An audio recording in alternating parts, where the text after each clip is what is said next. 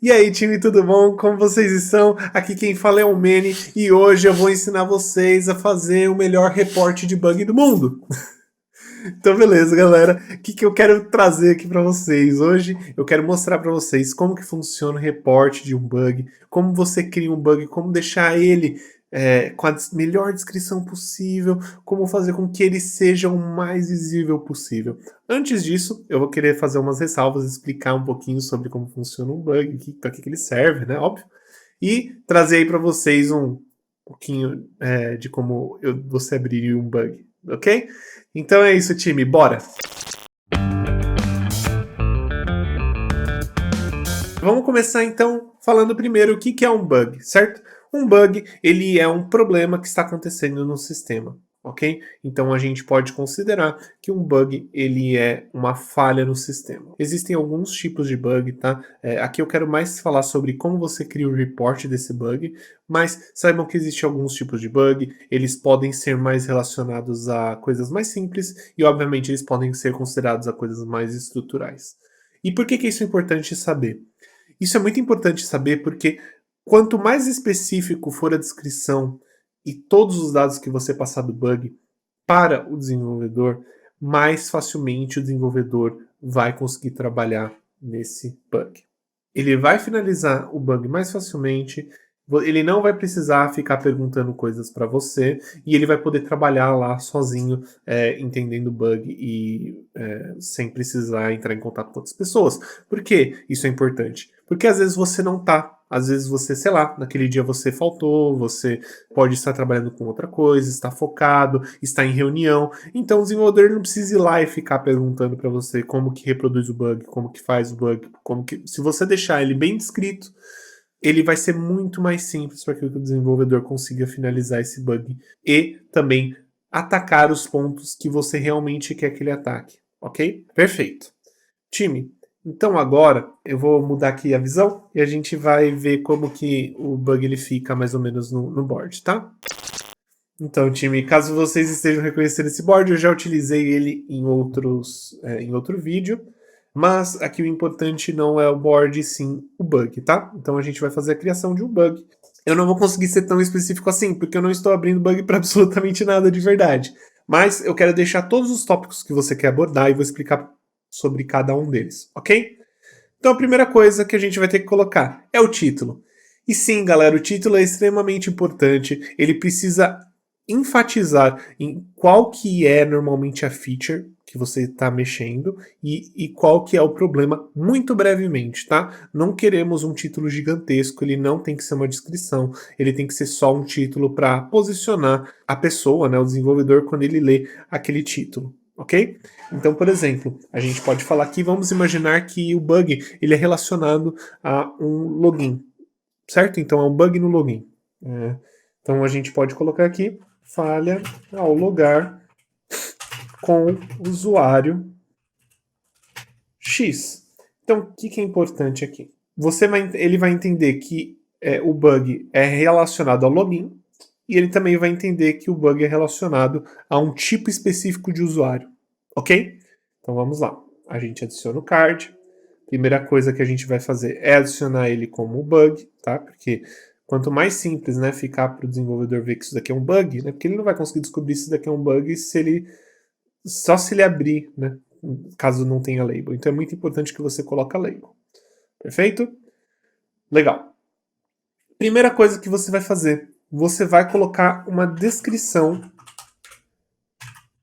do problema. Ok? Então você vai aqui colocar uma descrição do problema. Eu sei que aqui já está como description, mas eu quero que vocês tenham visualização de como criar, tá? Então, aqui você vai criar essa descrição. Você vai deixar claro o que está acontecendo. Então, por exemplo, ao tentar logar com usuário X, eu recebo uma mensagem de erro 500, tá? Eu vou deixar aqui como uma mensagem de erro 500, aqui é internal server error, tá? Então, tentar logar com o usuário X, eu recebo uma mensagem de 500, mesmo que o usuário já esteja cadastrado meu sistema. Beleza. Então, o dev vai entender que quando você tenta logar com um usuário X cadastrado, ele vai retornar isso. Aí você pode adicionar ainda, né? Isso somente acontece com usuários do grupo de admin. Então o que acontece? O bug ele só vai acontecer com os usuários do grupo admin. Tá? Isso já é muito importante. Você pode até deixar em negrito, por exemplo, né? A gente pode deixar em negrito aqui para que o desenvolvedor ele consiga encontrar essa informação mais fácil, ok? Próximo passo, a gente vai colocar aqui os steps. O que são os steps? Né? Steps é passos em inglês e a gente vai colocar o passo a passo, né, de como reproduzir esse erro. Você vai literalmente escrever aqui o passo a passo que você fez. Então, por exemplo, criei usuário xadmin, acessei a tela de login, coloquei e-mail do usuário X e senha, clicar em cadastrar, e aí o próximo que vai aparecer seria mensagem de erro. Isso é muito importante, porque você está mostrando aqui para o desenvolvedor, ele vai olhar aqui o seu step by step, como que reproduz aquele bug.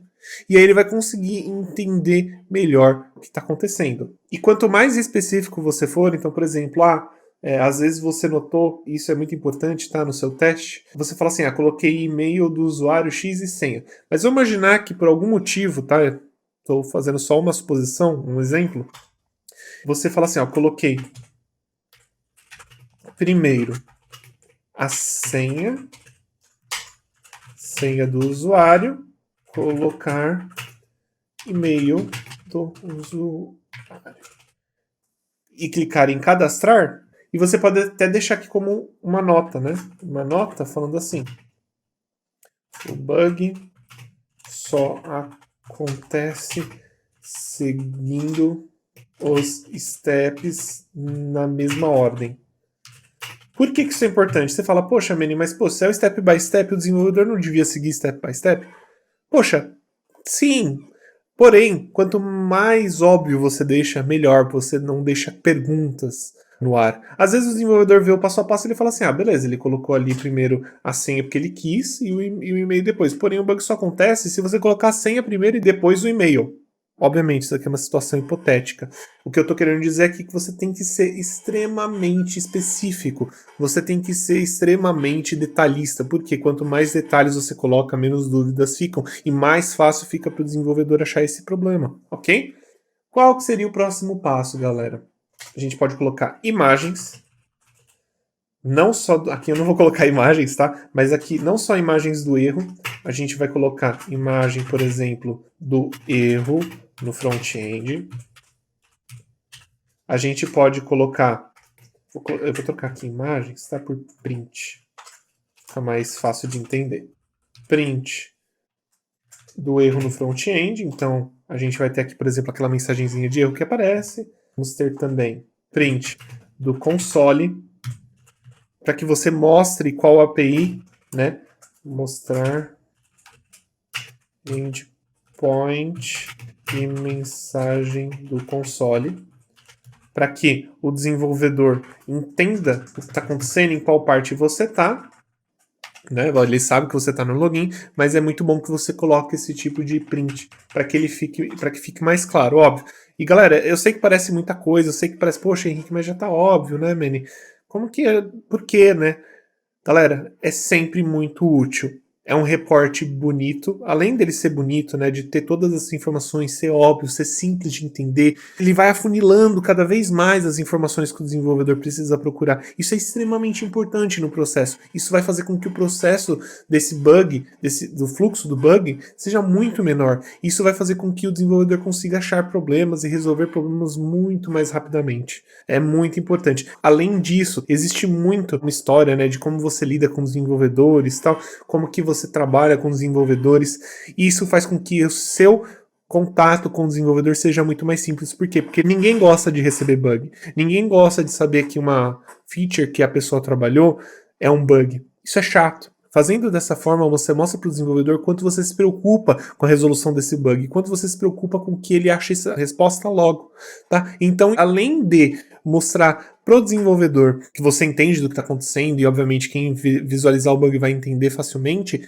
ele vai fazer com que o seu relacionamento com o desenvolvedor seja mais simples. Porque ele não vai precisar ficar fazendo perguntas, ele não vai querer tirar dúvida se isso é um bug ou não. Por quê? Porque você está demonstrando especificamente o que está acontecendo. Perfeito? Legal, galera. Depois disso, uma coisa que você também pode colocar, né? Em qual plataforma isso aconteceu? A gente está falando aqui de um projeto web, tá? Então a gente pode dizer que esse bug ele aconteceu no Firefox, no Chrome e no Safari, por exemplo. Se, por exemplo, existir algum browser, né, algum navegador que você utilizou e não aconteceu, você pode deixar um note aqui. Esse mesmo erro não acontece no Opera, por exemplo. Isso pode ser alguma coisa que possa ajudar ele a entender, tá? Outra coisa, informar qual a branch que você está utilizando. Por quê? A gente pode fazer, tá, umas aulas mais voltadas a Git, para entender como funciona isso. Mas é basicamente dizer para o desenvolvedor qual que é a branch testada. Então, por exemplo, a branch testada vai ser a master, né? A master, para quem não sabe, ou a main, né? É a branch principal. É a branch que tá o código basicamente todo funcionando, ele vai estar em produção. Aquele código ali deveria estar em produção, tá? Não necessariamente funciona assim em todos os times, novamente, né? Sempre existem suas particularidades, porém, você tem que informar. Ou, por exemplo, você pode informar que é uma branch que você estava testando, por exemplo, a gente tem aqui a branch do melhoria de performance no sistema, e você encontrou isso só naquela branch, tá? Então você pode vir aqui, deixa eu editar. Tá? E aí você pode falar assim, então a branch é a feature, ela vai ter o ID dela, né? Então, por exemplo, ela vai ser, sei lá, x120, e aí ela vai ter um nome, sei lá, ela se chama Performance Upgrade. Então, esse daqui é a branch, porque aí o desenvolvedor ele vai saber exatamente qual branch está tendo errado. Você pode até adicionar também como nota. Tá vendo? Eu sempre deixo notas, porque é muito importante, para ele que ele não tenha dúvida. Por exemplo, esse mesmo bug não acontece em outras branches, né? Então você pega outras branches para testar e você vai detalhar aqui que isso não acontece, tá? Para ficar mais fácil para ele saber que realmente o erro está ali.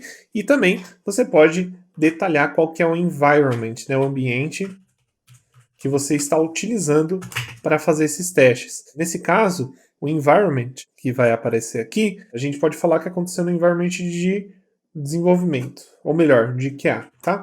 Normalmente os times têm vários ambientes, eu acho até legal eu fazer um vídeo sobre isso, mas é mais falando qual que é o ambiente que você está utilizando. Normalmente tem o local, né, que todo mundo tem, que é o ambiente local do seu computador, tem o ambiente de desenvolvimento, tem o ambiente de QA, tem o ambiente de produção, de staging, de pré-prod, tem vários tipos de nome, cada um significa alguma coisa. Se vocês têm alguma dúvida, né, e querem aprender mais sobre isso, também deixem nos comentários, eu posso fazer um vídeo sobre isso. Beleza, falamos aqui qual que era o environment, falamos qual que era a branch, e nós também podemos deixar aqui a URL, né, que a gente utilizou, caso seja necessário, né? Então você coloca lá, sei lá, qa.mysystem.com, por exemplo. Legal, então ele sabe que acessando aqui ele já vai ter. Então aqui é /login, né? Que a gente estava usando.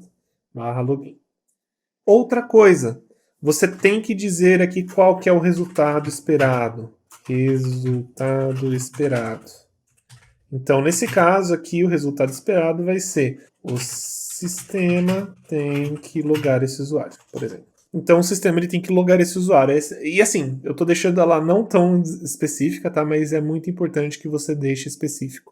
Quanto mais específico cada informação, vai ficar mais fácil para o desenvolvedor. Então o sistema tem que logar esse usuário, tá? Galera, isso é um bom report, tá? Esse daqui é um report que qualquer pessoa iria entender. Você tem que considerar, eu acho muito legal falar isso, você tem que criar o report como se você estivesse tentando explicar isso para uma criança de 8 anos. Se você consegue explicar isso para uma criança de 8 anos, melhor. Não significa que o desenvolvedor, óbvio, se você fizer uma descrição menor, ele vai entender, porém, quanto mais bem descrito, melhor. E além disso, você chama atenção na sua organização, você chama atenção no seu gerente, no seu chefe, né? Você mostra para ele que você entende do sistema, porque você testou bem, você verificou, você criou uma descrição detalhada, e o desenvolvedor vai tomar menos tempo para desenvolver aquilo, para fazer aquela alteração, aquele fix, certo? Time, então é isso. Eu espero que vocês tenham gostado. Se possível, deixem os comentários, deixem as dúvidas aí. Às vezes faltou alguma coisa que eu não falei, alguma coisa que aconteceu às vezes no seu dia a dia, ou que você ficou com dúvida, como que realiza. Pode deixar, nós respondemos os comentários, ok? E eu agradeço muito aí por você ter chegado até aqui comigo. Deixa aquele like. Eu tenho que sempre dar uma estudada, né, para poder trazer as informações mais corretas para você, tá? E eu quero que vocês entendam, essas informações são todas voltadas na minha experiência. Eu já tenho mais de 8 anos de experiência na área de QA, eu trabalho já com isso há esse tempo, e são essas formas que eu encontrei o maior sucesso. E além disso, se você ainda está fazendo testes, né, fazendo entrevistas, quer começar na área de QA, ou você já está na área de QA, mas quer mudar, né, para uma vaga melhor, saiba, fazer essas descrições, principalmente no tempo de entrevista, se você está fazendo algum teste, chama muito atenção. Mostra o quanto você consegue trazer para o time, o quão detalhista você consegue ser. Um QA ele tem que ser detalhista, ele tem que olhar os mínimos detalhes. Então, isso ajuda a mostrar para eles o quão organizado e detalhista você é. Perfeito? Eu tenho certeza que isso vai chamar a atenção de muitos entrevistadores. Eu chamei muita atenção de entrevistadores focando nesse tipo de coisa. Obviamente, temos a parte de automação, temos outros requisitos, temos também a conversa, né? Porém, esse tipo de coisa mostra o quão detalhista você consegue ser, tá? Eu agradeço muito pelo seu tempo, eu espero que você tenha gostado. Deixa aquele like, ativa o sininho para receber notificações. A gente sempre faz vídeos toda semana e eu espero que vocês tenham gostado. Eu vejo vocês numa próxima, galera. Tchau, tchau!